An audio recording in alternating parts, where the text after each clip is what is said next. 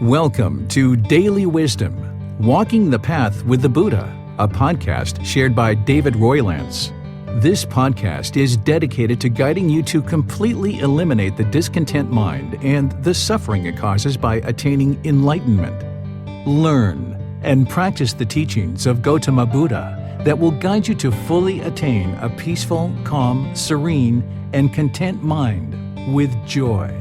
To support this podcast, visit patreon.com/support Buddha or visit buddhadailywisdom.com, where you will discover a full range of courses, retreats, and online learning resources to assist you on the path to enlightenment. Now, here's our teacher to share more.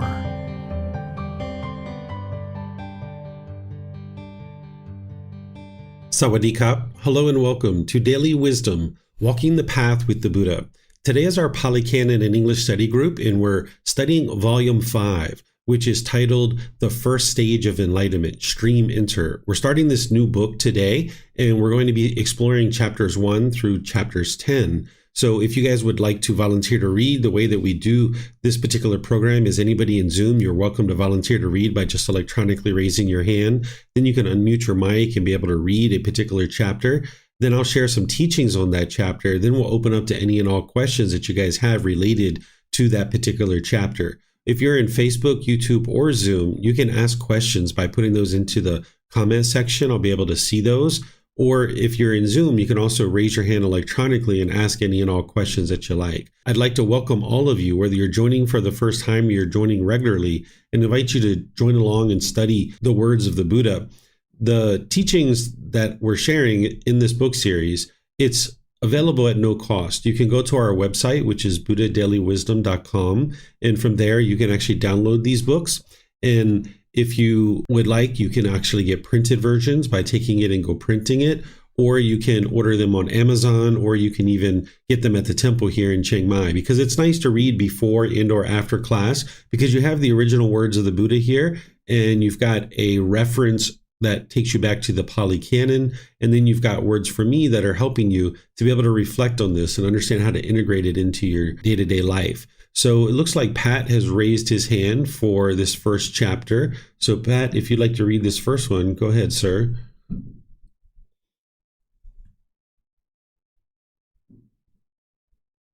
The Mirror of the Stream Enterer. Ananda, I will teach you a teachings exposition called the Mirror of the Teachings, equipped with which a noble disciple, if he aspires, could by himself declare of himself. I am once finished with hell, finished with the animal realm, finished with the realm of afflicted spirits, finished with the plane of misery, the bad destinations, the netherworld. I am a stream enterer, no longer bound to the netherworld, fixed in density with enlightenment as my destination. And what, Ananda, is that teachings exposition? The mirror of the teachings, equipped with which a noble disciple, if he aspires, could by himself declare thus of himself. Here, Ananda, a noble disciple possesses confirmed confidence in the Buddha thus. The perfectly enlightened one is an arahant, perfectly enlightened, accomplished in true wisdom and conduct, fortunate, knower of the worlds, unsurpassed leader of persons to be tamed, teacher of heavenly beings and humans, the enlightened one, the fortunate one. He possesses confirmed confidence in the teachings thus. The teachings are well expounded by the perfectly enlightened one, directly visible, immediate, having one to come and see, applicable, to be personally experienced by the wise. He possesses confirmed confidence in the community thus. The community of the perfectly enlightened one's disciples is practicing the wholesome way, practicing the straight way, practicing the true way, practicing the proper way. That is, the 4 pairs of persons, the 8 types of individuals. This community of the perfectly enlightened one's disciples is worthy of gifts, worthy of hospitality, worthy of offerings, worthy of respectful salutation, the unsurpassed field of merit for the world. He possesses the virtues dear to the noble ones, unbroken, untorn, unblemished, unblotched, liberating, praised by the wise, not misunderstood, and leading to concentration. This, Ananda, is those teachings' exposition, the mirror of the teachings equipped with which a noble disciple, if he aspires, could by himself declare of himself. Thank you. Okay, thank you, Pat. So in this book, you're going to get a whole assortment of teachings that are helping to guide you to the first stage of enlightenment. You would have needed to develop your practice through volumes 1, 2, 3, and 4 in order to get to the point where now, studying volume 5, you'll be able to have some foundation to be able to understand what the Buddha is teaching you. There's multiple things that an individual needs to do and practice and train their mind to accomplish in order to get to the first stage of enlightenment. But here in this first chapter, we're getting insight into one aspect of getting to the first stage of enlightenment, and that is the elimination of doubt. When you eliminate the fetter of doubt, among other things that you need to accomplish in order to get to the first stage of enlightenment, you will have confirmed confidence in the Buddha, the teachings, and the community. And then the fetter of wrong behavior and observances, you will have developed a certain amount of moral conduct, because as long as you're putting out harm through your moral conduct, this harm is coming back to you. And by the time that you've gotten to the first stage of enlightenment, you've clearly seen the natural law of karma. You understand the natural law of karma in detail. So you would have cleaned up your moral conduct to a certain degree, because you know whenever you put out harmful decisions through your intention, speech, and actions, and then even your livelihood, that this is all just going to come back to you. So what the Buddha is starting you off here with saying is essentially that this stream enterer is no longer going to be reborn into the realm of hell, animal realm, or afflicted spirits. That's because in order to get to the first stage of enlightenment, an individual would have developed into a better human being at that point. They're not functioning like an enlightened being would, but they're performing in their day-to-day life, and they're doing things in a way that is much improved from where they were before. So this whole path to enlightenment is all about becoming a better and better human being. So by the time you get to the first stage of enlightenment, you've developed to a certain degree. And if you die in that stage of enlightenment, then you're going to come back into the world as a human being. In this stage of enlightenment that we refer to as stream enterer, the first stage, the reason why it's referred to as stream enterer is because just like a log enters the stream, it will eventually get to the ocean. Once you get to the first stage of enlightenment, you will get to enlightenment. It's just a matter of time, either in this life or some future life. With a maximum of 7 rebirths, you're going to be able to get to enlightenment itself. But you'll never be reborn down into the lower realms again. So this is a very important step in one's development on the path to enlightenment, is getting to that first stage of enlightenment. So now the Buddha goes into some detail about what an individual has accomplished in order to be able to get to this first stage of enlightenment. But it's not just these 4 things. Whenever you are learning the teachings of the Buddha, he will give a discourse and explain certain things, but then there's other discourses and other discourses and other discourses that are going to explain more to you about what it takes to be able to get to the first stage of enlightenment. These are just 4 aspects of one's practice. They will have confirmed confidence in the Buddha, the teachings, the community, and they will have developed their moral conduct to a certain degree. By the time you've gotten to the first stage of enlightenment, you've already put together the Eightfold Path really well, and you're already starting to experience the jhanas, and you have experienced them as you've made your way through them now into the first stage of enlightenment. And you've seen significant improvement to the condition of your mind. The mind isn't yet enlightened, but in that first stage of enlightenment, there's a significant decrease in the discontentedness that one's experiencing. It's a mere fraction of what it once was. And because of this, having experienced the jhanas and now moving into the first stage of enlightenment, you will have seen significant improvement, and you will have confidence in the Buddha. You will know that this individual lived and his teachings are actually real and true. You will have confidence in his teachings because you will have learned them to a certain degree, and you will have implemented them to a certain degree and noticed the benefits. And you will have confidence in the community that you're part of, because you will see that people in the community are also practicing the teachings well, and it's helping you to be able to learn and grow and develop, and they're there to support and encourage you in your journey to enlightenment.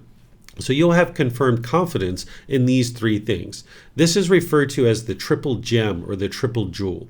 You would need all three of these in order to be able to get to the first stage of enlightenment and enlightenment itself. But when someone first starts, they typically don't have confidence, and that's normal. So if you don't have confidence right now in these three things, it's okay. That's where you are in your practice. Everyone's going to develop at their own pace. But if you slowly learn and grow and develop, you'll ultimately get to the point where you'll see more and more improvement to the condition of your mind, and you will gain this confidence in the Buddha, the teachings, and the community. And in order to get to enlightenment or even the first stage, you would need to have confidence in the Buddha, you would need to have access to his teachings, and you need to be part of a community. If you just had one of these things or even two of these things, you wouldn't actually be able to make your way to the first stage of enlightenment or enlightenment itself. So if I had confidence in the Buddha, but I didn't have access to his teachings and I wasn't part of a community, I wouldn't be able to get to enlightenment. Or if I had access to his teachings, but I didn't have confidence in him and I wasn't part of a community, I wouldn't be able to get to enlightenment. Or if I was just part of a community and I didn't have confidence in him and I didn't have access to his teachings, an individual's not going to be able to get to enlightenment. So you need all three of these. So whenever there's the number 3 in Buddhism, it's referring to the triple gem or the triple jewel, the confidence in the Buddha, the teachings, and the community. And then another quality of mind that an individual will have getting to the first stage of enlightenment is that they will have eliminated a certain amount of unwise moral conduct, that they would have been practicing moral conduct to a certain degree, which, as the Buddha is describing here, it leads to concentration. That when he's talking about possesses the virtues dear to the noble ones, what he's talking about is the qualities of improving your moral conduct, the qualities of mind like mindfulness and loving kindness and compassion and things like this, practicing generosity. All these kinds of things are what an individual is going to be practicing. They haven't perfected it yet, but they've gathered up everything that they need to be able to get to that first stage of enlightenment. So these 4 things is what a stream enterer will be practicing. So as we look at this a little bit closer, we can glean some more detail here, where the Buddha talks about here that someone who's entered into the first stage of enlightenment, he's saying if he aspires, could by himself declare thus of himself. What this means is that you will know yourself that you've gotten to this first stage of enlightenment. This isn't like you're going to go out into the world and put on your Facebook page that you're a stream enterer and be boastful and arrogant and things like this. But essentially what the Buddha is saying is that you will know for yourself that you are an actual stream enterer at that point, because you would have studied the teachings well enough and you would know what it takes to be able to get to that first stage of enlightenment. And in January, I teach a retreat where everything in that retreat is what you need to be able to get to the first stage of enlightenment. You won't be in the first stage of enlightenment by the end of the retreat, but you will have all the teachings that you need to be able to make your way to the first stage of enlightenment. And you're most likely going to need to take that retreat more than one time. So here you can see that the Buddha is describing that you will know that you've actually gotten to the first stage of enlightenment. Then he talks about himself, saying that somebody would have confidence in him, because you're going to need that confidence. When you're eliminating the conditioned pleasant feelings and it doesn't quite feel so intuitive at first, or you're trying to realize non-self and you're feeling kind of scared and fearful, or you're trying to let go of something and you're feeling those painful feelings as a result, you're going to need that confidence in the Buddha and know that he's leading you to this improved state of mind. And this is what he's describing here. Then you can see when he talks about his teachings, he's talking about how these teachings are directly visible, meaning that you can independently verify them for yourself, that they're not based in belief, that they're immediate, meaning that once you implement his teachings, they're immediately beneficial. They're inviting one to come and see. What he's talking about here is coming to investigate his teachings and examine his teachings. Remember, his teachings you will never see in his teachings where he says, just believe me. He says just the opposite. Come, investigate my teachings. Come examine them. Because he knows if you examine them close enough, you're going to be able to see that they lead to an improved condition of mind and an improved condition of life. So that's why he says, inviting one to come and see. applicable, meaning you can apply these teachings during his lifetime and long into the future, until the end of time, because he's describing the natural laws of existence, and these natural laws don't change. So these teachings are applicable to any aspect of life, and they need to be personally experienced by the wise, meaning you need to implement the teachings into your day-to-day life. You need to practice the teachings. Then he talks about the community. He's talking about the community of the perfectly enlightened one, because during his lifetime, there were multiple people who were teaching and claiming that it was their teachings that were leading to enlightenment. But he knew it was his teachings that were leading to enlightenment. So he referred to his students as practicing the wholesome way, practicing the straight way, practicing the true way, practicing the proper way. Right? Because he knew that it was his teachings that led to enlightenment, even though other people were practicing other things. And then he talks about these 4 pairs of persons. What this is anyone who's practicing for the realization of the first stage of enlightenment, of stream entry, or an individual who's in the stage of the first stage of enlightenment as a stream enter. Anybody who's practicing for the realization of the second stage of enlightenment, which is the once returner, and the once returner itself. Then anyone practicing for the realization of the third stage of enlightenment, which is non-returner, or an individual who's in the stage of non-returning, or anyone practicing for the realization of arahantship, or being an enlightened being, the fourth stage of enlightenment, and someone who's in the fourth stage of enlightenment itself. So those are the 4 pairs of individuals. It's the 4 stages of enlightenment, and anyone who's practicing to get into one of those stages, or anyone who's in one of those 4 stages. So he refers to them as the 4 pairs of persons, the 8 types of individuals. This is what a community who's truly practicing the teachings closely is going to have. They're going to have plenty of people who are in one of these 4 stages of enlightenment, or practicing to be able to get into one of those 4 stages of enlightenment. And he's saying that these are the individuals that are worthy of gifts, hospitality, offerings, reverential or respectful salutation, an unsurpassed field of merit for the world. Because if all these household practitioners were supporting all these various ascetic who were roaming around and accepting offerings, what the Buddha is saying is, if you support these individuals who are actually in one of the 4 stages of enlightenment, or practicing to get into one of the 4 stages of enlightenment, that's where the real merit is. That's where the real benefit is, because now the teachings can flourish and come into the world more and more. So he incentivized people and encouraged people to make offerings to these types of individuals that are in one of the 4 stages of enlightenment, or practicing to get into one of the 4 stages of enlightenment, because people were sharing offerings with all kinds of people. They didn't know how to determine whether someone was in one stage of enlightenment or another. And then, as I mentioned, he teaches about this moral conduct and these qualities of mind to cultivate. So these are 4 aspects that one would have developed in order to get into the first stage of enlightenment, but there's other things as well. And you're going to see some of those today. And then as we read this entire book, you're going to see all the different things that the Buddha is describing that a person who's in the first stage of enlightenment would need to practice and develop in their mind. And then that retreat in January is something that you can learn as well, because it's been recorded, and I'm going to be teaching it again this January, so that you can actually learn in that particular retreat all the teachings that you need, not only from the book like we're doing in this program, but from a teacher teaching you in a more methodical way and kind of laying it out in an order and a sequence that you need to learn it in. So let me know what questions you guys have here on this first chapter.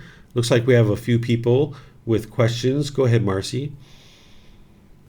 I'm actually lowering my hand, Teacher David. You answered my question. I wanted just to get clarification on the 4 pairs of persons and 8 individuals. Thank you. Yeah, you're welcome. Okay, Vibhav, go ahead, sir. Thank you, David. One was an observation, and one was a simple question, I think. So one here, when he says that, can you please go down a little bit? Mm-hmm. Yeah. Sorry, just a little bit up. Just a little bit up, sorry. One more up, a little bit up, more up. Yeah, so here when he says the perfectly enlightened one is an arahant, perfectly enlightened, accomplished in true wisdom and conduct, fortunate, knower of the worlds. This seems to be the the third chant, the Itipiso Bhagava, it's the same, right? It's the same chant, right? It's similar. Yeah, Converted. it's very similar. Yes, sir. And this shows up in other places. So that was the observation.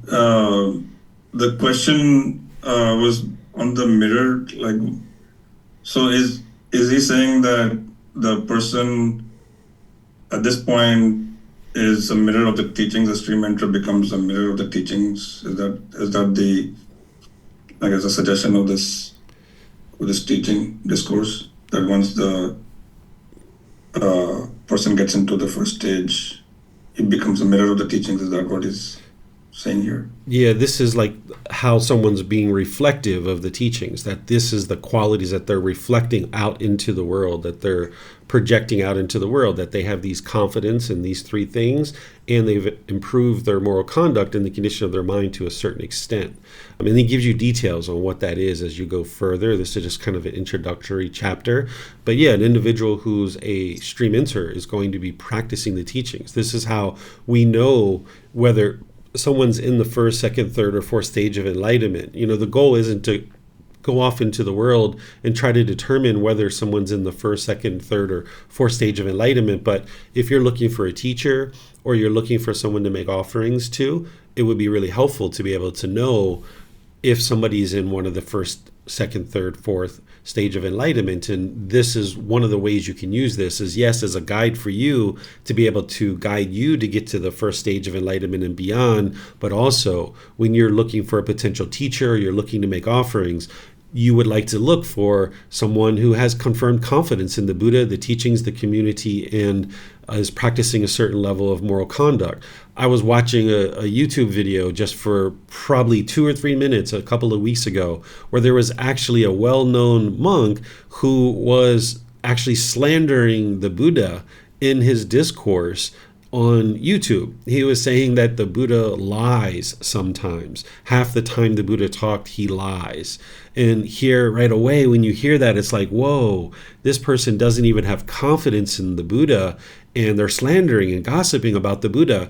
You probably would like to, think twice about whether you would learn with somebody like that, because these things can help you to navigate your way to the first stage of enlightenment, but can also help you to be able to see, if you're looking to receive guidance from a particular person, you would like to see that they have these kinds of qualities, because that person who's got confirmed confidence in the Buddha, they would know that the Buddha indeed was practicing very closely, because as they learned and practiced his teachings, they saw the improvement to their mind in their life, and they wouldn't have this, lying and slander about the Buddha. Instead, they would have this confirmed confidence in him. So that's where a chapter like this really comes in to help you.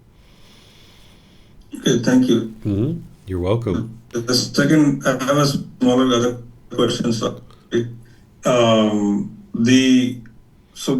the three jewels, we have confidence in the Buddha, we have confidence in the teachings. The community part is, maybe have a community, but it's kind of at least for me living here, the community part seems to be a little bit weaker, because there's not much interaction with the rest of the people in the community. And we're trying to build something here. I know a few people that are in the Bay Area, but that part is still, I guess, we don't have that much of a interaction. So how does that affect the getting to this first stage of enlightenment? Yeah, so as you get into the community more and more, you'll start interacting in the community more and more. So like the event that you're hosting in March, you're bringing me to California, and you're going to meet some students who are currently studying with me that they don't necessarily show up to live classes, but I know these people are planning to come to the course and the retreat in March. So you'll get to interact with people there. And then there'll be new students there too that will develop inside of our community, and you'll see that our community will just continue to grow and grow and grow and flourish. And then that's where gradually you'll gain more and more confidence, because you have more and more interaction in the community. And at some point you might end up coming here to Chiang Mai again, and over time you'll spend more and more time with different members of the community. Like you came down to Mexico and you met Victoria when you were down there, and maybe a couple of other people as well. So this is how, like, as you start to spend more and more time around the community, you'll see that there's just loving and kind and warm and gentle and friendly, respectful, polite people that are part of our community, people that are cultivating these wholesome qualities. It's like, wow, you'll have more and more confidence in this community to see like these larger and larger numbers of people that are coming together and practicing the teachings really well. Okay. Sorry, one last question just popped up. I was talking about the temple that I was visiting to try to see if they were interested in holding an event. They were actually, they have a restaurant outside the temple, I guess, to ensure that they have some earnings for the temple, and they're actually selling meat there. There's regular Thai food, but like meat based as well. Is that advisable for the temple to sell like meat products? I wouldn't do that if I was the leader of a temple, but if somebody else chooses to do that, that's their choice. And everybody is at different places in their development, and you would think that every single temple is learning these teachings closely and practicing them closely, but it's just not the way that it is. That would be permanent, right? So each one of these temples are independently operated, and depending on who the abbot is at that temple, then the rest of the ordained practitioners there and the community members are going to be practicing based on that person's teachings. And you had shared some other things with me about what had gone on at that temple, and you can see that there's not really a well-developed practice there. And that's part of what is wise to factor into any decisions about whether to host an event there or whether you would be involved in a community like that, or if you are involved, knowing the kind of things that they are choosing to do. And this isn't as a way to look down on them or be conceitful or anything like that, but you just are aware of what the teachings are and what would be wise to practice. And when you see other people aren't practicing it, you just understand where they are in their practice, and you have loving kindness and compassion for them, that this is where they are in their practice.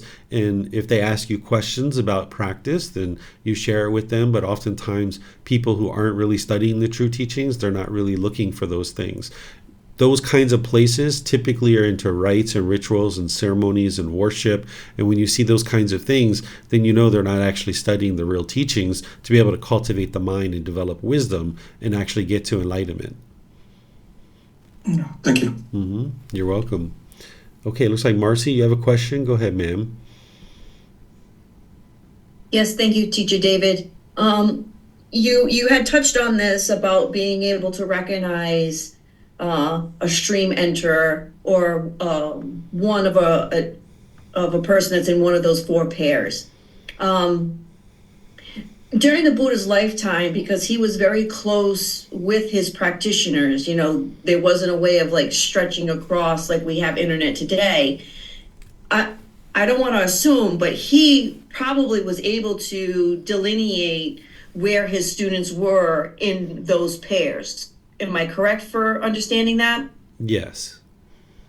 Okay, so with an individual on this journey trying to delineate whether or not they've had growth on the path, or if they are in one of these things, one of these stages, I feel the mind is somewhat a little bit challenged by it, because I do recognize that I have absorbed a certain amount of the teachings and have been practicing a certain amount of the teachings, not to full fruition, obviously, because I'm not an enlightened being, but I still, just to give an example, I do have a back issue that I have been trying to mend with swimming, yoga, things of that nature. But there's times where my job puts a lot of pressure on my back, and then there's some significant discomfort. And a way to relieve that is to ingest a small amount of CBD, but it also has some THC in it. Now, I don't ingest a large quantity of it. I just ingest enough to give enough relief to be able to stretch the back out to relax the muscles. But that's ingesting a substance that may cause heedlessness or less awareness of the mind. So is that because I am still practicing somewhat of that type of, therapeutic medicine? Would that opt me out of one of these stages, or just this stage of stream enterer? I don't know if I'm being clear, Teacher David. I'm just having a little struggle here. Yeah, I understand what you're sharing. So you're going to see a discourse in a moment where the Buddha talks about, in order to get into the first stage of enlightenment, you would need to be practicing the 5 precepts. And the issue that you're having with pain in the back, if you really need to solve that with medication, there should be some other medications that you could use other than marijuana or cannabis. Oftentimes people are turning to this nowadays, but the times where I've seen that this is like an absolute necessity is like I've seen research studies of children that have like 20 seizures a day, and they put a little bit of CBD oil on their tongue, like 1 drop, and they don't have any more seizures for 6 months just with that 1 drop of CBD oil. Where oftentimes what we do is we revert to these things in order to address the pain, when in reality there's other things that you could be doing. And these kinds of things can hinder you from making progress on the path. So you would like to look at some other options. And then I'll share this with you too, because I just had this conversation with a student in a private session, because he's doing microdosing of cannabis as well for headaches, and we were talking about some different things, and I was even relating it to a challenge that I had as I was progressing on the path, where I had these back pains. And I apologize for the story, but I'll tell you guys this story because you'll understand this particular topic. Okay, so I was having all this back pain, and I have a little bit extra weight, and I was having all this back pain, and I was getting to the point where every single time I experienced this back pain, I wanted to be comfortable. I had a certain level of craving for the body to be permanently comfortable. And I would go off and get a massage because that's what I was used to. I was in the massage business. I was a massage practitioner at one time. So I understood that massage helps with pain relief. So I would go get massages. If I felt even the slightest little bit of back pain, I would go get a massage. Well, here in Thailand, a lot of the places, they're offering a happy ending. They're offering to essentially stimulate the male sexual organ at the end of the massage or sometime during the massage. And in some cases, they were doing this without me even asking. They were doing it without asking me too, that they were just doing it. And typically what they'll do is they'll usually ask, they'll say, hey, do you like this? And I would be like, no, I'm not interested. Thank you so much. I appreciate your offer, or whatever I would say. I probably didn't say I appreciate your offer, but whatever I would say, I would just kind of like end that conversation. I would just get the massage. And it was nice because I would be able to get this massage. But there were frequent situations that I was finding myself in where they were starting to do that without me even indicating anything, which long in the past, I might have done those kinds of things, but I wasn't interested in that anymore. So this craving to have permanent comfort was ending up having me go to these massage businesses, which was then, I could be sometimes 6 months without having any kind of orgasm or ejaculation, and I would be in this massage center and I'd be feeling all peaceful and all joyful, and I'd be getting my massage, and next thing they know, they're sitting there doing that and there's an ejaculation, and it's like, whoa, I'm like starting over. Like I just had 6 months of time where the mind was really peaceful, and now I needed to experience a bit of agitation for a few days or a few weeks in order to get my mind back away from that central desire that was being stimulated, not as a result of my decision 100%, but from this other person. So I realized that what was the decision that I was making that was leading to this situation? And I realized, I'm craving this permanent comfort of the body, and I'm ending up choosing to go to these massage businesses. So then I started trying some other things. I started doing just a Thai massage, which is clothed, where you just have clothes on. But even then, they were propositioning me and they were trying to, stimulate me in some ways. So I got to the point where I was like, you know what? I'm just going to deal with the pain. I'm just going to kind of stretch my back and kind of see what can happen. And I'm going to avoid the massage businesses 100%. And this was my way of making sure that I could maintain the decision to not be in a situation where this central desire had the potential to arise in the mind. And that's what I needed to do in order to completely get away from that 100%. But I had to go through some physical pain in order to get to that point. So you're going to need to get to the point where you don't have a craving for this body to be permanently comfortable. And you're going to need to go through some pain in order to get onto the other side of that. Because that central desire that kept arising, it was keeping me trapped. Because once the mind is tranquil, the body is going to be tranquil too. I experience minor little back pain here and there, but it's nothing that I can't lay on the floor and stretch out and it's completely gone. But before, when I had this central desire and this craving, it was actually producing more back pain, which was driving me into the massage business, which was producing more central desire. So you kind of stay stuck in this cycle, and you got to figure out how to step away from that. And the first thing would be to eliminate any craving for permanent comfort of the body, to eliminate the cannabis and look for another alternative, whether it's heat packs or baths or stretching out your back, whether it's another medicine that doesn't produce heedlessness. You need to be able to look at these kinds of things, because as long as the mind is craving permanent comfort, when you feel that little discomfort, your mind's going to turn to something like a cannabis, and now you're going to stay stuck in that continuous cycle over and over and over again. So again, I apologize for this story. It's a very personal story that I haven't really shared other than in private conversations, but I think it's helpful for you guys, and I don't mind sharing it. But if any of you guys were offended by this story, then I apologize for that. But of course, it's just words. I didn't cause anybody to be offended. It's one's own mind that would cause that. But I just share this with you guys because I think it can help you to see how the mind can stay stuck if you aren't willing to go through a bit of pain in order to get to the other side of this. Teacher David, so would a good plan of to combat this, because when you say that cycle, like it clicked, like there is a cycle. I have the discomfort. I want to relieve the discomfort because I want to be able to stretch my back out so that I'm using the word want because that's what the mind is thinking. I want to be able to be physically fit for the next day of work. So would it be beneficial for me to take the mind and say, okay, this is the pain. The cycle is you're going to want to go to cannabis, but we're not going to go to cannabis. We're going to try to stretch without ingesting anything, like go through that kind of pain there and just kind of slowly progress through it. Yes. I had to go through about 2 months of kind of mild pain here and there in order to get to the other side, where now I very rarely experience pain at all, because I had to get rid of that central desire. That central desire is going to keep the pain going on. So you're going to need to get to the point where you're walking through the fire to appreciate the fresh air on the other side. Or another way to think about it is you're getting out of the mafia.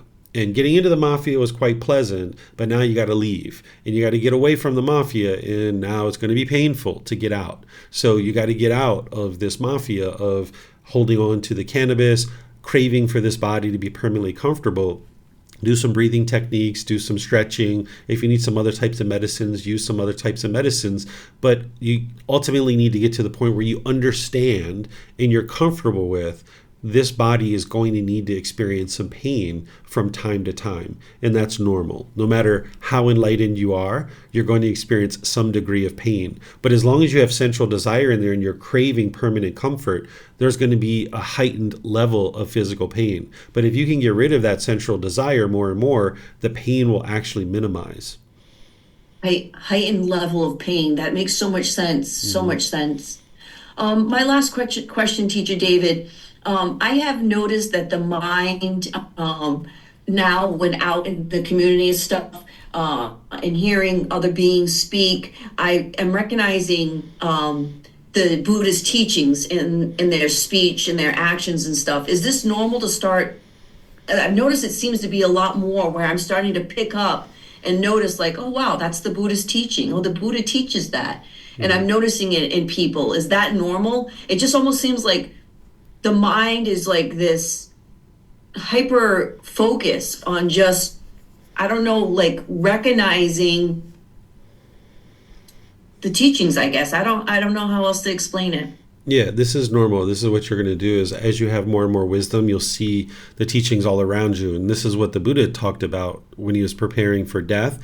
He said, one who sees me sees the teachings, and one who sees the teachings sees me. So when you look around the world and you see his teachings all around you, you see him. And this is what's helping you to get confidence in him, because you can see like, wow, his teachings are everywhere. People that haven't even studied them are actually practicing them in some cases to a certain degree. So when you're seeing the teachings out and about in the world, it's confirming for you that yes, these are the natural laws of existence, because you can see them.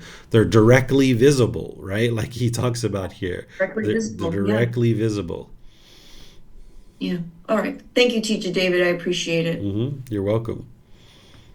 Okay. I don't see any other questions anywhere. So these next series of discourses are very similar. So we're going to be able to skip over these. If you guys have read these, it's wise to go ahead and read these. But it's the same four things that the Buddha is talking about, but he's just basically talking about it in a slightly different way as he's going through these. Okay. So he's got all four of those same things, and he's just talking about it with a slightly different opening and a slightly different ending. Okay. And then he's got the same thing down here. And you can see all my words here to help you guys to understand what he's teaching and reflect on it. Here's another one where he's talking to this individual as well, and he's talking about how these four things slant, slope, and incline towards enlightenment, that this is what you're going to need in order to lean towards enlightenment. And it's those same four things, but he's just describing it in a slightly different way. Okay, and now we go to chapter 4. Is there someone who would like to read this one? Okay, it looks like Samantha, and then we'll go to Keely and Mayuli after that. A stream enterer possesses the noble eightfold path. Sariputta, this is said, a stream enterer, a stream enterer. What now, Sariputta, is a stream enterer? One who possesses this noble eightfold path, venerable sir, is called a stream enterer. This venerable one of such a name and clan. Good, Sariputta. One who possesses this noble eightfold path is a stream enterer. This venerable one of such a name and clan. Okay, thank you, ma'am. So here, this is another criteria of getting to the first stage of enlightenment. So as I mentioned, each one of these discourses is giving you further details of what you need in order to be able to get to the first stage of enlightenment. And as I've shared all throughout your time of learning with me, the Eightfold Path is a fundamental teaching. It's a foundational teaching. It's a core teaching that you wouldn't be able to make any real progress on your journey to enlightenment without knowing the Eightfold Path inside and out, backwards and forwards, left, right, up, down. And it's the same thing here. In order to get to the first stage of enlightenment, you would have needed to develop the Eightfold Path to a certain degree. So this is a prerequisite for any aspect of the path to enlightenment, is to really soak into the Eightfold Path. So your first 3 months, 6 months, or even a year on your journey to enlightenment might have been just dissecting the Eightfold Path with the words of the Buddha and really dialing that in closer and closer in your life. So you would need that in order to be able to get to the first stage of enlightenment, among all the other things that we're going to be discussing as part of this book and as part of the retreat that I'm going to be teaching in August. So let me know if you guys have questions on this one. Okay, yeah, I didn't suspect you guys would have questions. This is something you guys have been hearing all the way through learning with me. Okay, is there someone who would like to read chapter 5? Oh, it was Keely, that's right. Let's see. There's Keely. All right, go ahead, ma'am. Eliminating the 5 dangers and hostels as a stream enterer. Householder, when a noble disciple has eliminated 5 dangers and hostels, possesses the 4 factors of stream entry, and has clearly seen and thoroughly penetrated with wisdom the noble method, he might, if he so aspires, declare of himself, I am one finished with hell, the animal realm, the realm of afflicted spirits, finished with the plane of misery, the bad destination, the lower world. I am a stream enterer, no longer subject to rebirth in the lower world. Fixed in destiny, heading for enlightenment. What are the 5 dangers and hostels that have been eliminated? First, householder, one who destroys life with the destruction of life as condition, creates danger and hostility pertaining to the present life and danger and hostility pertaining to future lives, and he also experiences mental pain and sadness.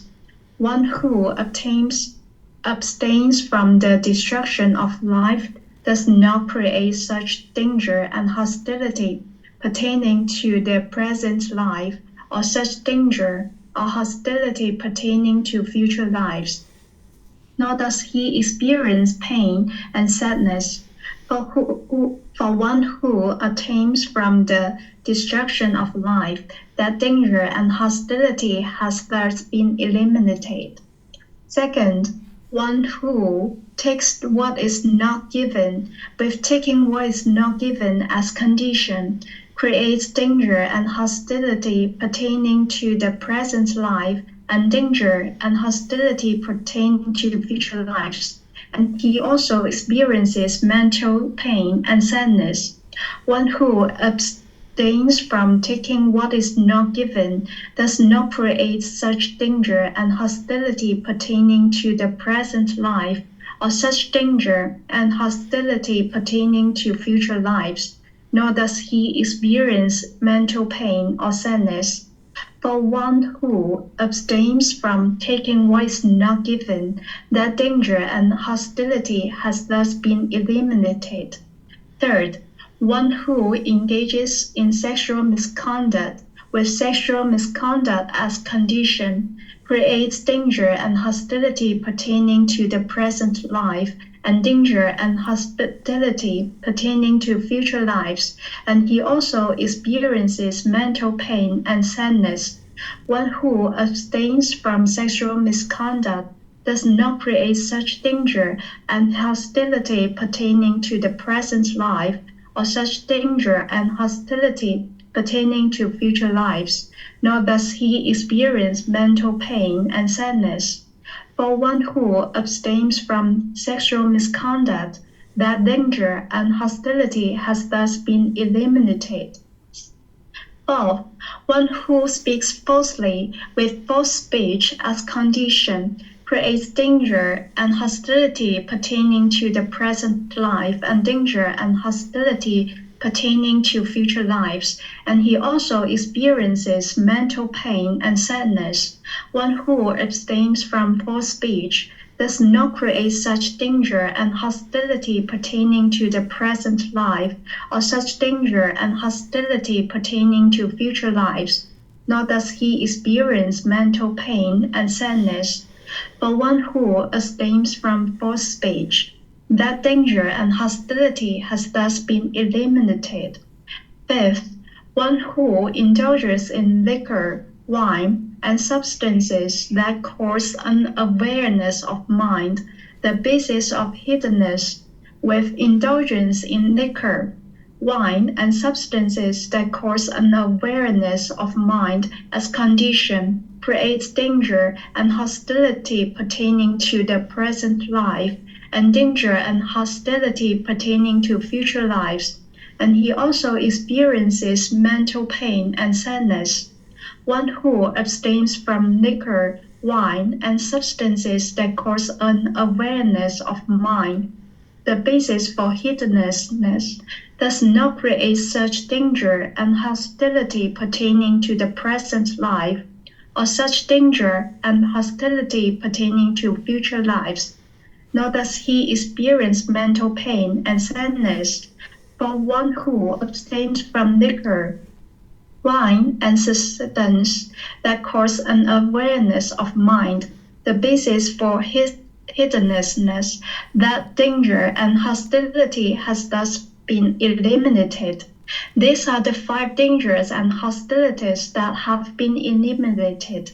And what are the 4 factors of stream entry that he possesses? We don't need to read all of this, Keely. This is what we've already been studying, these 4. So we can pick it up right here. You hear me? Yes. Okay. This is what we studied in the first chapter. So rather than just reading that, because this is a pretty long chapter, rather than reading this all over again, since we just studied it, you can pick it up right here with this one. Okay, where I cannot see it. Oh, okay. That's right. You have a delay, I think, in your internet. Yeah, okay. So and what is the noble method that he has clearly seen and thoroughly penetrated with wisdom? Here, householder, the noble disciple reflects thus: when this exists, that comes to be, with the arising of this that arises. When this does not exist, that does not come to be, with the elimination of this that is eliminated.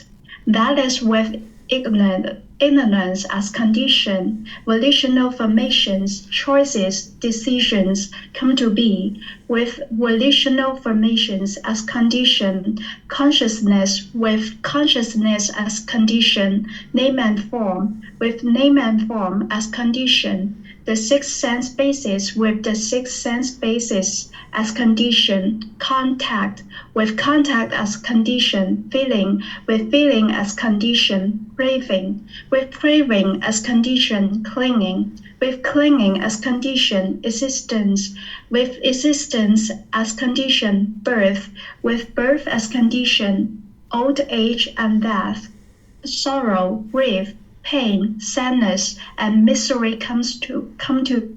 Such is the course of this whole mass of discontentedness. We don't need to read this part either. I'm sorry, Keely, to stop you. It's really long. And what the Buddha is talking about here is the elimination of these things, which I'll talk about in a moment. But you can pick it up right here. This is the noble method that he has already seen and thoroughly penetrated with wisdom. Householder, when a noble disciple has eliminated these 5 dangers and hostels, and he possesses these 4 factors of stream entry, and he has clearly seen and thoroughly penetrated with wisdom this noble method, he might, if he also aspires, declare of himself, I'm one finished with hell, the animal realm, the realm of afflicted spirits, finished with the plane of misery, the bad destination, the lower world. I am a stream enterer, no longer subject to rebirth in the lower world, fixed in destiny, heading for enlightenment. That's all. Thank you. Okay, thank you, Keely. So this is a pretty long discourse here. And what the Buddha is talking about are these 5 dangers and hostilities that are eliminated for an individual who is a stream enterer. And the first thing that he talks about here is the 5 precepts, that an individual who is in the first stage of enlightenment will be practicing the 5 precepts perfectly. I was talking to a person about a good year or so ago that was trying to tell me that a person in the first stage of enlightenment actually still drinks alcohol and still gets intoxicated. And I was like, no, this just isn't true. And you can actually see it here in the words of the Buddha, that the Buddha actually shares this. And here, as we were talking about substances, there are substances like marijuana that does produce heedlessness, but it can be used in some situations for certain medical issues. And in those situations, what I would advise somebody to do is try to discover any other options that are out there that don't produce heedlessness that could potentially address a particular health issue. And if they can find a remedy or a solution, like using the example of Marcy, whether it's stretching or breathing techniques or other types of medication, wonderful. Explore all those options first. But there's going to be those rare individuals, like the example I gave you of a child who is having seizures, and they get 1 drop of the CBD oil and they don't have seizures for 6 months. So in those situations, they've already explored many other options, and there's just nothing else out there, and this is the one thing that they have available to them. And they might use it very, sporadically, or not very significant amounts of it, and things of this nature. And then someday there might be some technology that comes out that they can maybe move or migrate to, that they don't need to even take that particular thing. So an individual who's practicing to the point of being in the first stage of enlightenment would understand the 5 precepts really well. And you would need to go into volume 1, chapter 7, to be able to see the words of the Buddha there, and how the Buddha actually teaches them through his own words, and how to actually apply them in your day-to-day life. Sometimes people think the Buddha taught no killing, no stealing, no sexual misconduct, no lying, and no intoxicants. But you can see through his words that he didn't teach that way. That sounds like black and white, and the Buddha didn't teach like that. And it also sounds like a bunch of rules and commandments, and the Buddha didn't teach that way. So you're going to need to know the 5 precepts and practice them very well, because when you first look at the 5 precepts, it looks like there's this big gray area in between. But the more that you become familiar with the 5 precepts, it'll be very clear to you of what would be wise to do in any one given situation based on your understanding of the natural laws. So if you're not quite there yet, that's something that you're going to need to do, is really investigate volume 1, chapter 7, so that you can understand the 5 precepts really well, and then get help where you need help. Then, of course, what we were just talking about, a stream mentor is going to have those 4 things: the confidence in the Buddha, the teachings, the community, and there's going to be moral conduct that is being practiced from the Eightfold Path. Then he talks about dependent origination. He talks about this is the noble method. This is something we're going to be studying next week in chapter 14, that in order to get into the first stage of enlightenment, you will understand the dependent origination. And oftentimes it takes people multiple times to learn it and to investigate it and to sit with it to be able to understand it. When you first start off on your journey to enlightenment, you learn about the universal truth of impermanence. In about 2 or 3 minutes, I teach it to you. You look around the world, 5 minutes, you got it, right? Discontentedness, same thing. Universal truth of non-self, it takes a little bit of really sinking into that to be able to understand it. But things like right speech and right actions is like, yeah, I got that. You're not necessarily practicing it perfectly, but you understand it. As you progress closer and closer to the first stage of enlightenment, you're going to be getting meatier teachings that you really need to sink your teeth into, and you're going to probably get exposed to them, you're going to get introduced to them, you're going to be taught them, you're going to need to step away and reflect on it, you're going to need to ask questions about it, you're going to need to think about it, and maybe in some cases, a year or 2 later, you actually understand that teaching and you actually see how to apply it. Dependent origination for some people is that way. Some people get it right away. Other people, they don't. So when we study dependent origination next week, you'll see that what it does is it teaches you why you keep coming into the world over and over and over again in a way that you can independently verify. And it also shows you the detail of why you keep experiencing discontentedness over and over and over again. Where the Four Noble Truths just gives you a window into that and kind of peer into it with 4 simple statements, dependent origination is giving you the details, the work. So if you ever had a math teacher that when you used to do math, you would just write the answer on a page and they were like, no, go back and show me your work. The dependent origination teaching, this is showing you the work. This is showing you step by step. And what you're doing with dependent origination, as you guys will hear next week, is you're looking to dismantle it. And you're dismantling it by eliminating this first condition. If you can eliminate this first condition of ignorance, then all the other aspects of dependent origination start to be dismantled. And that's why you've been guided from the very beginning. Your very first class with me is to not believe anything that I teach you, and don't believe anything in the books. It's to cultivate wisdom, because that's what's going to dismantle dependent origination. It's going to eradicate ignorance, and now you can get to the point where you experience enlightenment and you won't experience continuous rebirth. And you'll see that this is occurring as your mind's becoming more and more peaceful. So we're going to dive into this in more clarity. But here, this is where the Buddha is explaining that an individual who's in the first stage of enlightenment would have penetrated into this noble method. They would have clearly seen and thoroughly penetrated it with wisdom. It's dependent origination.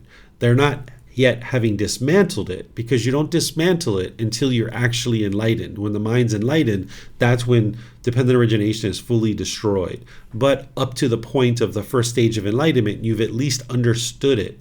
And it's going to take you, like I mentioned, multiple times to really learn it in some cases. And that's a lot of people are that way.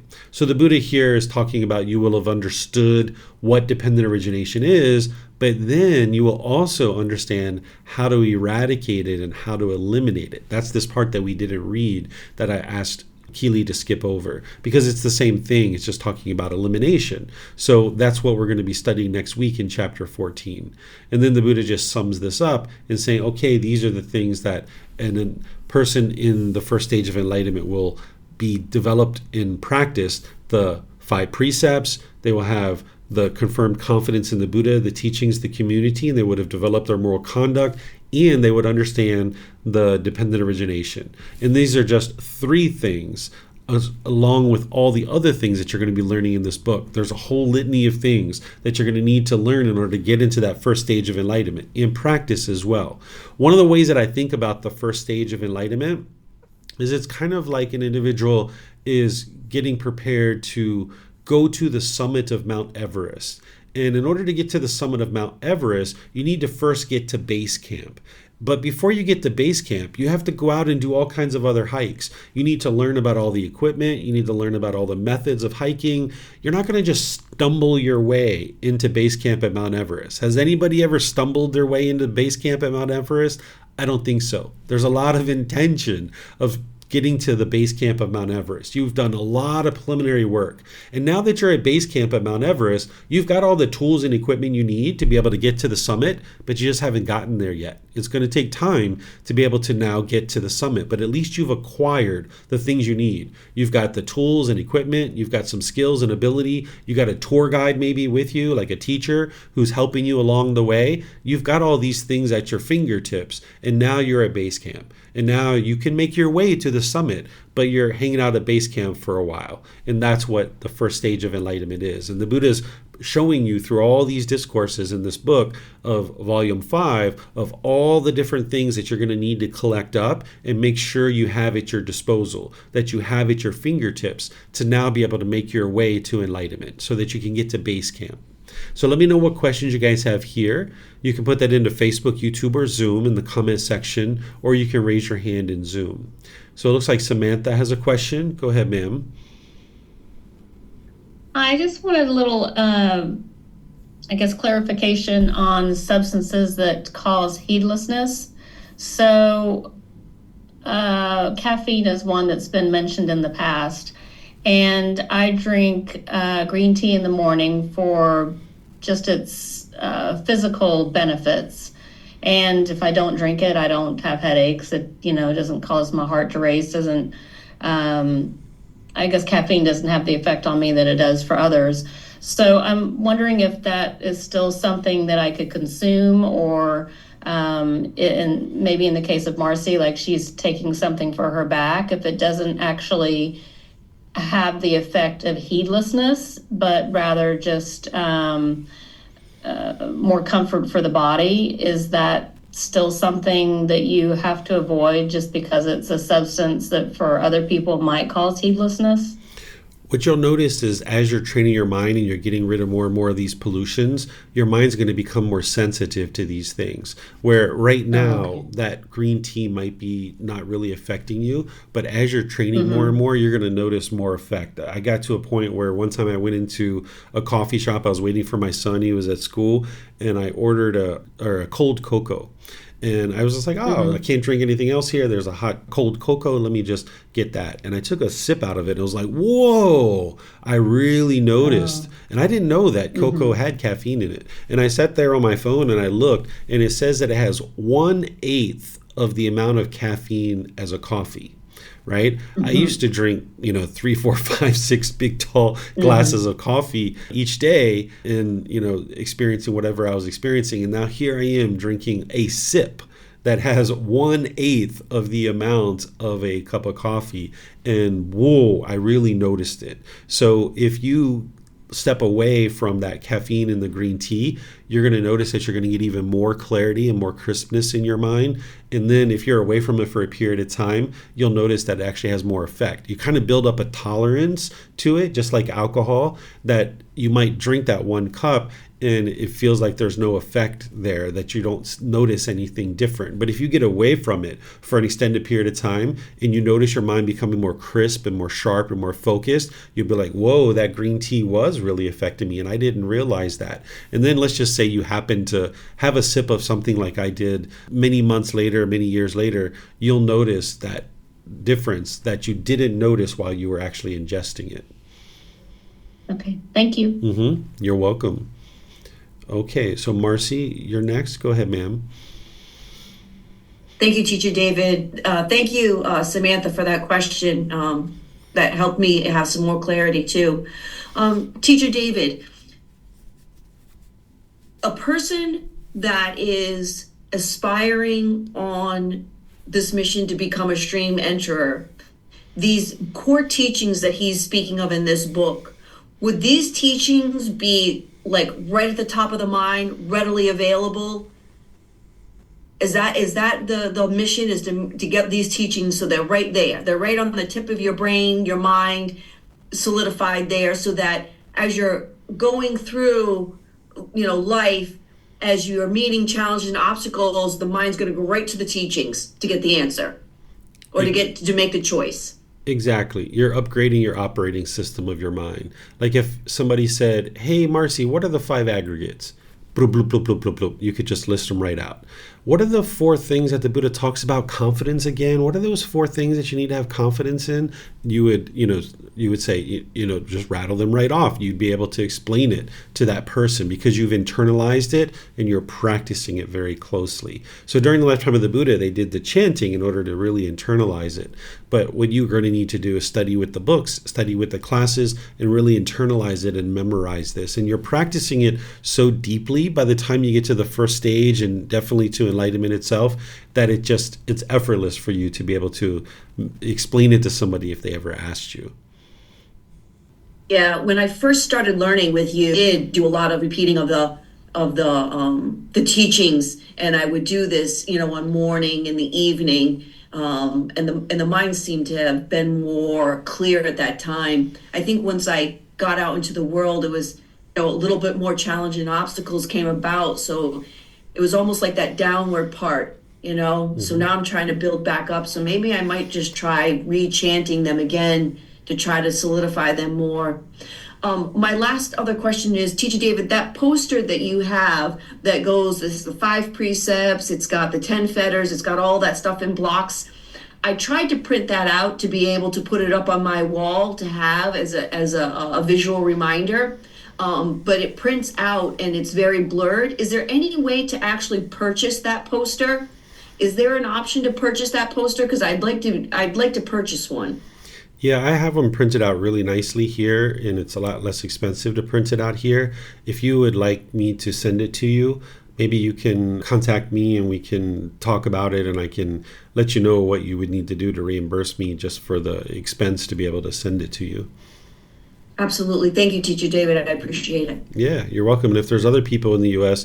that are interested in that, maybe we can do a whole bundle where either I bring it in March when I come and then we can ship them out from the U.S., or maybe somebody gets 10 or 20 of them at their house and then sends them out from there. So maybe there's other people in the U.S. that would like some. And if that's the case, maybe you guys can all kind of get together and then I can just do one kind of shipment and it'll cut down on the cost for you guys.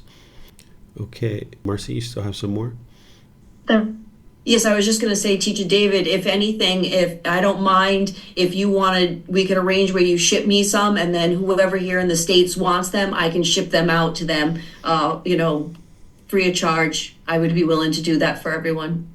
Okay, it looks like Mayuli is saying she would like one as well. So maybe Mayuli and Marcy, you guys could get in touch, and then Marcy, you could just let me know, and you can even put a post into the Facebook group if you like and see if there's anybody on there, and then that way I can send 5 or 10 or 20 or however many you guys need. Yes, thank you. You're welcome.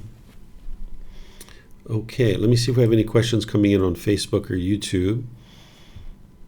All right, I don't see any. So let's go to the next one then. And I think Mayuli, you were the one who had volunteered. It looks like I've got this chapter 6 here. If you'd like to go, ma'am, you're more than welcome. Maybe Mayuli stepped away. Oh, there Sorry, she is. now Okay. sorry, I was having issues unmuting. Okay. I got it now. Mm-hmm. A stream enterer understands the 5 aggregates. When monks, a noble disciple understands as they really are, the cause and this is the disappearance, the gratification, the danger, and the escape in the case of these 5 aggregates subject to clinging.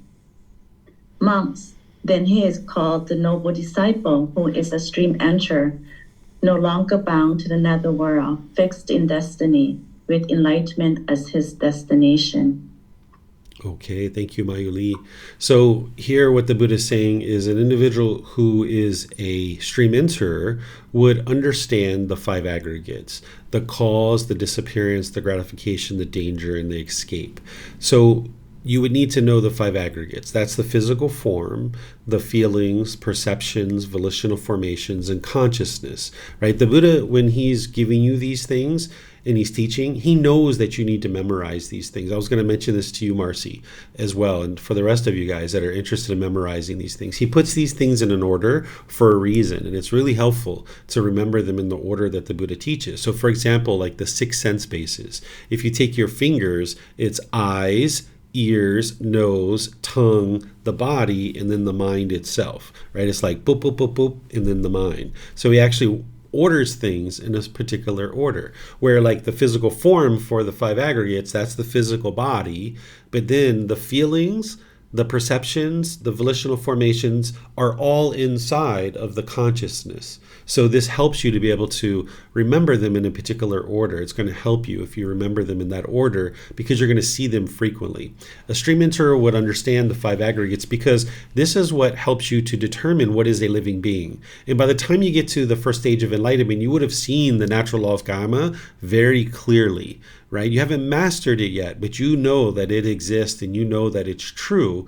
And you're not interested in causing any harm to any living beings because whenever you put out harm is going to come back to you. So that's one of the reasons why you need to understand the 5 aggregates is because you're disinterested in causing harm to any living beings and you need to know what a living being is. And it's the 5 aggregates, or we refer to them as the 5 elements or the 5 collections, or you might think of them as 5 criteria that determine what is a living being. They're going to have physical form, they're going to have feelings, there's going to be perceptions, which are views and opinions about the world, then there's going to be volitional formations, which are choices and decisions, and then there's going to be a consciousness, which is the mind. And you can independently verify this teaching because you know you're a living being, and you can see you have all 5 of those things. And then you can also verify it through other living beings, like a squirrel or a cat or a bird. They have all 5 aggregates. And then you can take something that isn't a living being, like the electronic device that you're listening to this on. You know that this has physical form, but it doesn't have feelings. It doesn't have perceptions. It doesn't have views and opinions. It doesn't make choices and decisions. The only reason why this electronic device is making any decisions is because of us, our interaction with it. Otherwise, it would just sit there and do nothing, right? Then there's the consciousness, that this electronic device doesn't have a consciousness, it doesn't have a mind. So you're going to need to be able to identify a living being so that you don't harm any living beings. That's one reason why you need to know the 5 aggregates. The second reason is that because you have these 5 aggregates, the mind has a tendency to cling to them and hold on to them. And as long as you're clinging to the 5 aggregates, your mind is not going to be enlightened.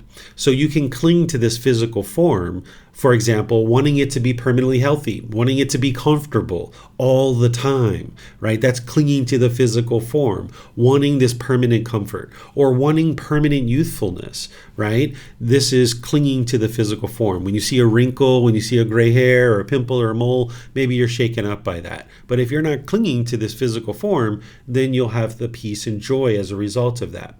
Then the same thing with the feelings. You might cling to these pleasant feelings or cling to the painful ones, or your perceptions, your views and opinions about the world. Like maybe you have certain political views, and maybe you're advocating for everyone to agree with you. And now you're clinging to that, and you're trying to convince other people to agree with you. And now you might be in arguments, or angry, or hostile, or bitter, or harsh because people aren't agreeing with your perceptions, right? So if you cling to your perceptions, you're going to find yourself in arguments and being discontent. And then the same thing with your choices and decisions, that if you cling to these, it's going to cause discontentedness. Like if you have a decision that you're going to go travel somewhere, and you've made this decision maybe 3 to 6 months in advance, and now you show up to the airport and your flight's delayed by 3 hours, or it's canceled.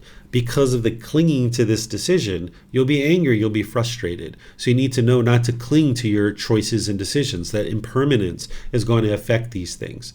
And then the consciousness itself. This is the self-identity, that you don't cling to any kind of identity that the mind might be holding on to. So by eliminating the clinging to the 5 aggregates, you're realizing non-self. Right? So you would like to be able to get to the point where you're not clinging to any of these things. And you would need to know what the 5 aggregates are in order to not cause harm to a living being. And then also so that you don't cling to it yourself, so you can eliminate personal existence view. And this is part of what's going to help you to be able to get into that first stage of enlightenment, to be able to eliminate personal existence view, is the 5 aggregates. So that's why you would need to know that on your journey to be able to actually get into the first stage of enlightenment. So any questions here that you guys would like to ask, just let me know. Okay, I'm not seeing any questions. So let's move to the next one. This is chapter 7. Is there someone who would like to read this? Okay, I think it was Pat's hand. All right, go ahead, Pat. Thank you. Stream Enterer understands the 6 sense bases. Monks, there are 6 sense bases. What 6? The eye, the ear, the nose, the tongue, the body, the mind. When, monks, a noble disciple understands as they really are the gratification, the danger, and the escape in the case of these 6 sense bases, then he is called a noble disciple who is a stream enterer, no longer bound to the netherworld, fixed in destiny with Nibbana as his destination. Thank you. Okay, thank you, Pat. So again, here's another one of those foundational teachings in order to be able to get to the first stage of enlightenment. It's not a foundational teaching to get on to the path to enlightenment. That's all those others that I typically talk about in the foundational courses. But this is a teaching that you would need to know the 6 sense bases in order to be able to get to the first stage of enlightenment. So the first step of learning this is just to know what the internal sense bases are. The eyes, ears, nose, tongue, the body, and the mind itself. Then there's external sense bases. The eye sees physical forms, and the ear hears sounds. The nose smells odors. The tongue tastes flavors. The body comes in contact with physical objects. The mind recognizes mental objects. So it's the form, sounds, odors, flavors, the physical objects and mental objects, which are the external sense bases. And now when the eye has in its view this form, the mind then becomes aware of it. We refer to that as eye consciousness. And now these 3 things are what's called eye contact.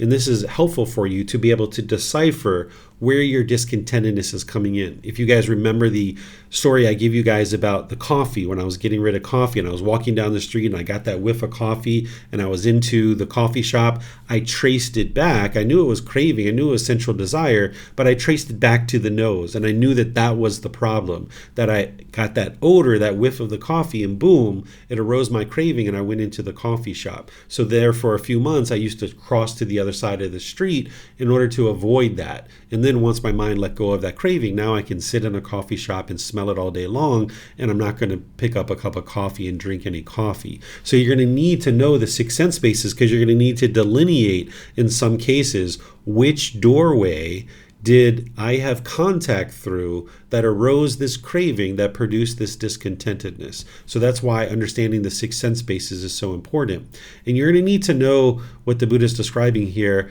the cause, disappearance, gratification, danger, and the escape in relationship to the five aggregates, but also in relationship to the six sense bases. The cause of what is going on here, the cause is the craving, desire, attachment. Whether it's the five aggregates or whether it's the six sense bases, it's that underlying craving, desire, attachment. That's the cause. The disappearance of these things, you need to know the universal truth of impermanence. The gratification is that the unenlightened mind has that fetter of central desire. It's looking for gratification. It's looking for those pleasant feelings. The danger in all of this is that the mind's going to keep experiencing discontentedness over and over and over again. And the escape is the Eightfold Path. So this is where the Buddha is talking about you need to know the cause, disappearance, gratification, danger, and escape of the five aggregates, of how to eliminate that clinging to the five aggregates. And you need to know how to eliminate this contact that you're experiencing that is arising, the craving, desire, attachment. You're going to have contact even as an enlightened being, but if you don't have craving in your mind won't be pulled in the direction of the object. So you need to know these five things in relationship to the five aggregates and the six sense bases. So let me know what questions you guys have here on chapter 7 about the six sense bases. And by the way, we're going to go into the six sense bases in a lot of detail when we get to volume 9. That whole book is devoted to the six sense bases and helping you to be able to understand that really well. Okay, so it looks like Mayu Lee has a question here. Teacher, would I also be able to purchase the poster of the Buddha as well? Yes, you can. If you guys would like to coordinate that, I'll either bring them with me to the US in March and we can spread them out from there because that'll make the shipping a lot cheaper for you guys. Or if you guys would like it prior to that, I can just ship it to you. It's just going to be a little bit more expensive because it's going across the ocean, where I can carry it on the plane at no cost because I already got a plane ticket. So you guys can talk and decide what it is you guys would like, and then just let me know whether you'd like it now or you'd like it in the future, and then I will make it happen for you guys. Okay, I'm not seeing any other questions anywhere. Okay, so now we've got chapter 8. Is there someone who would like to read this? I think Marcy, is that why you had your hand up to read? Sure, Teacher David, I can read. Okay. Two kinds of stream entry. A confident stream entry. Monks. The eye is impermanent, changing, becoming otherwise. The ear is impermanent. Marcy, can I pause you just for 1 second? Sure. I think you're reading out of the book, right? I am. Yeah. I just actually changed this week because I noticed that plenty of students have been having challenges with this particular chapter, and I have seen that over time. So I adjusted the translation here just slightly. So if you wouldn't mind, could you read from the book here that I have displayed? Oh, absolutely, Teacher David. Okay, thank you. Okay. Sure. Monks. The eye is impermanent, changing, becoming otherwise. The ear is impermanent, changing, becoming otherwise. The nose is impermanent, changing, becoming otherwise. The tongue is impermanent, changing, becoming otherwise. The body is impermanent, changing, becoming otherwise. The mind is impermanent, changing, becoming otherwise. One who places confidence in these teachings and persists in them thus is called a confident practitioner, one who has entered and fixed course of righteousness, entered the plane of wholesome person, transcended the plane of the worldlings. He is incapable of doing any deed by reason of which he might be reborn in hell, in the animal realm, or in the realm of afflicted spirits. He is incapable of passing away without having realized the fruit of stream entry. A teachings practitioner, one for whom these teachings are understood, thus after being pondered to a sufficient degree with wisdom, is called a teachings practitioner, one who has entered the fixed course of righteousness, entered the plane of wholesome person, transcended the plane of worldlings. He is capable of doing any deed by reason of which he might be reborn in hell, in the animal realm, in the realm of afflicted spirits. He is incapable of passing away without having realized the fruit of stream entry. Okay, thank you, Marcy. So this is a chapter that has shown up in a couple of different books, and over the years, students have historically had challenges with this. And I looked at it really close last week and came up with a better way to represent it. And I even updated down here. So if anybody has this printed version, if you download this one, you'll see, and I've uploaded it online, and I've even uploaded it on Amazon as well, that I uploaded not only the word choices of the translation, but the description of it too, because people were having trouble with it as part of learning. So what the Buddha is teaching here is he's teaching that essentially on your way to the first stage of enlightenment, there's kind of like two qualities that you need to be able to develop. And depending on how you're starting out, if you start out with confidence or you start out with keen interest in studying the teachings and looking at them in detail, with both of these qualities, you're going to make your way to the first stage of enlightenment.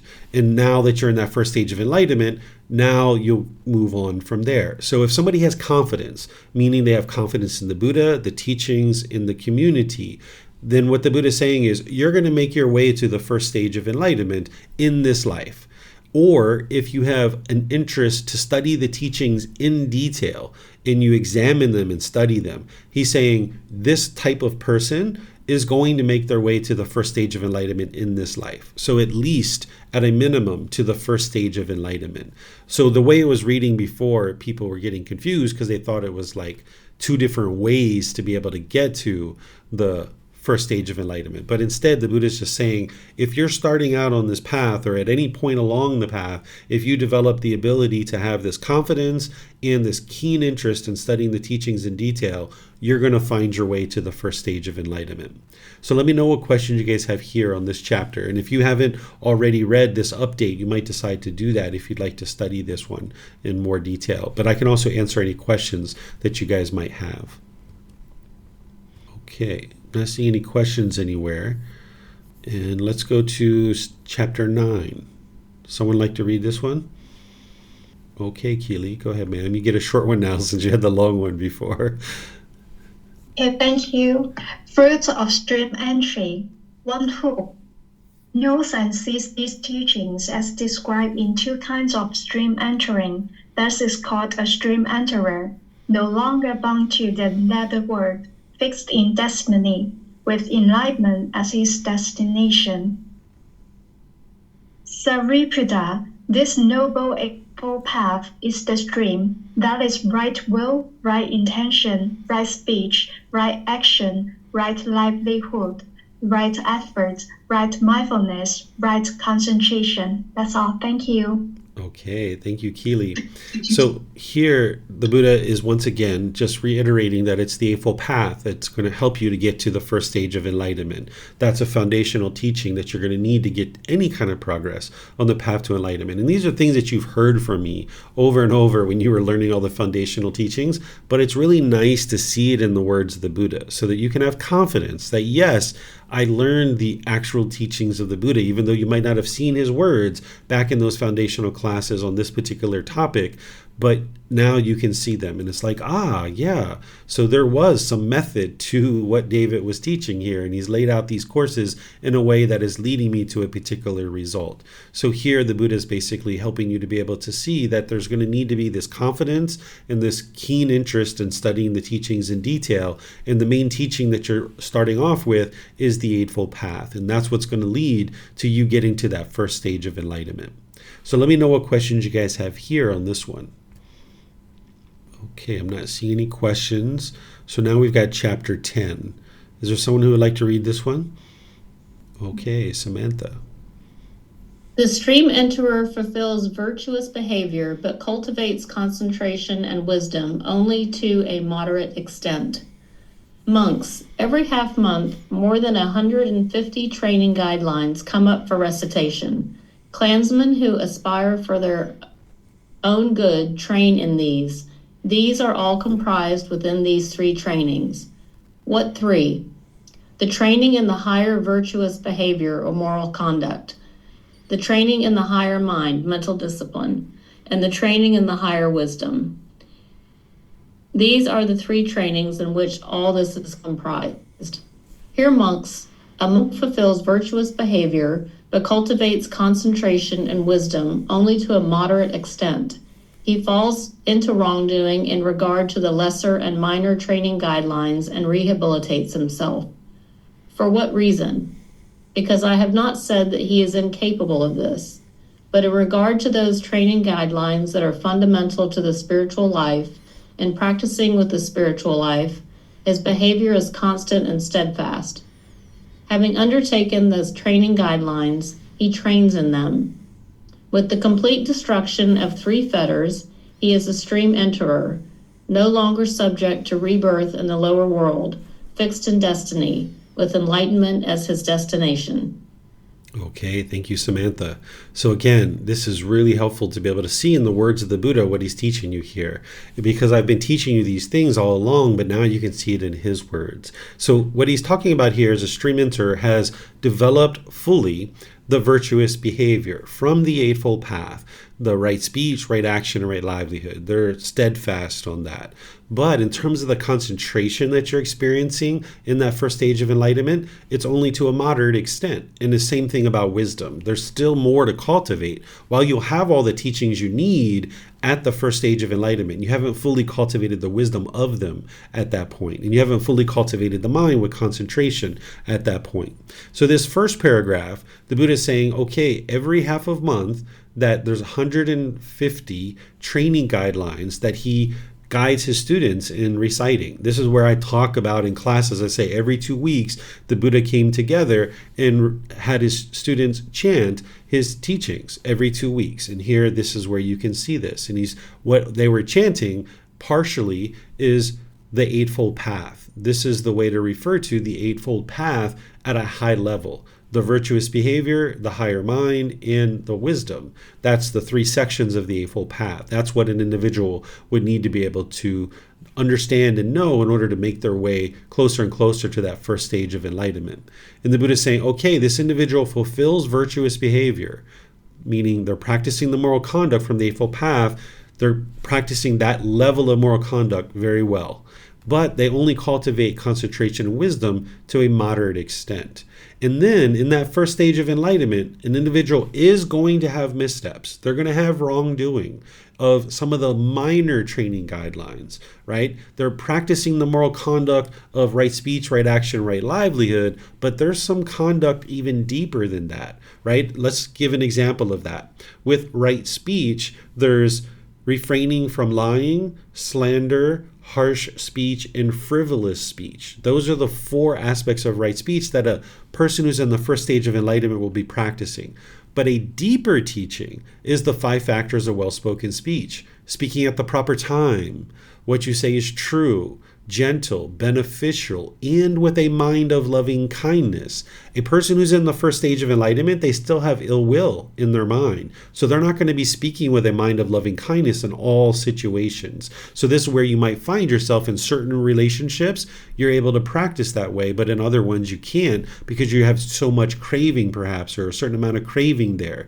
So what the Buddha is saying is that a person who's in the first stage of enlightenment, they're going to have missteps with some of the minor training guidelines, but they're going to notice that and they're going to be able to correct it. That's what he's saying when they rehabilitate himself, because you'll have enough wisdom to realize, oh, I missed the mind with loving kindness. I didn't do that. Or, I wasn't speaking beneficially. Or, I wasn't speaking at the proper time, right? Maybe you got true and you got gentle because that's at the top level of right speech, but you didn't get those other aspects. Those are the lesser minor training guidelines, but you notice it and then you correct yourself and you improve from that point forward.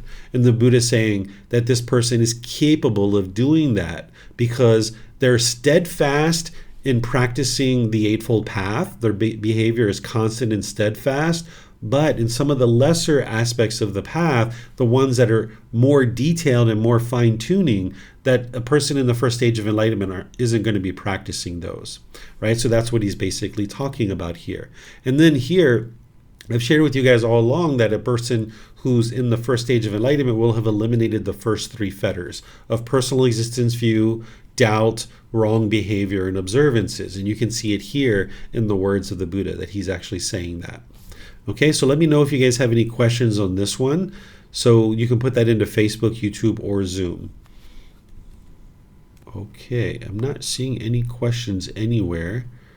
So what I'll do then is just end by thanking all of you guys for joining. Thank you for your interest to learn and practice the teachings of the Buddha. Thank you to those of you guys that read. Thank you for the questions that you guys are asking. Thank you guys for just participating and just showing up and choosing that you're interested in learning and practicing these teachings, because now what you're going to see is you're going to get into some really detailed teachings, because now you're getting closer and closer to kind of midway in the book series, and it's going to get really detailed. And as I mentioned, you're going to really need to sink your teeth into some of these teachings. So if you aren't already, you might be interested in starting to read the books.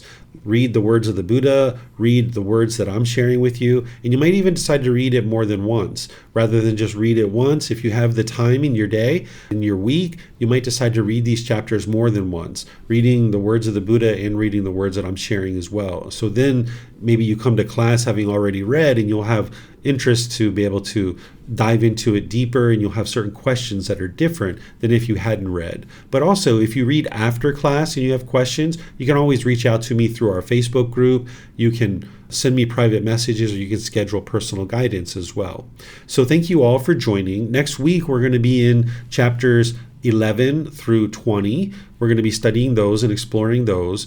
Tomorrow in the group learning program, in volume 1, we're going to be in chapter 3. This is where I'm going to be teaching about enlightenment. What is enlightenment? It goes together really well with where we're at in this program, because we're going to be talking about the 4 stages of enlightenment and some other teachings there as well. So you're always welcome to join for that.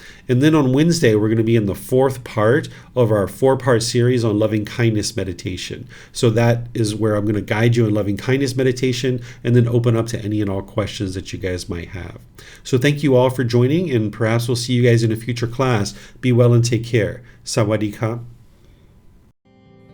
Thank you for listening to this podcast. To provide support for this podcast, visit patreon.com/support Buddha. To access more teachings, visit buddhadailywisdom.com. There, you will discover a full range of courses, retreats, and online resources to assist you on the path to enlightenment. Remember to establish a daily, consistent meditation practice, along with learning and practicing these teachings. A well-developed meditation practice is the foundation in which to train the mind to attain enlightenment.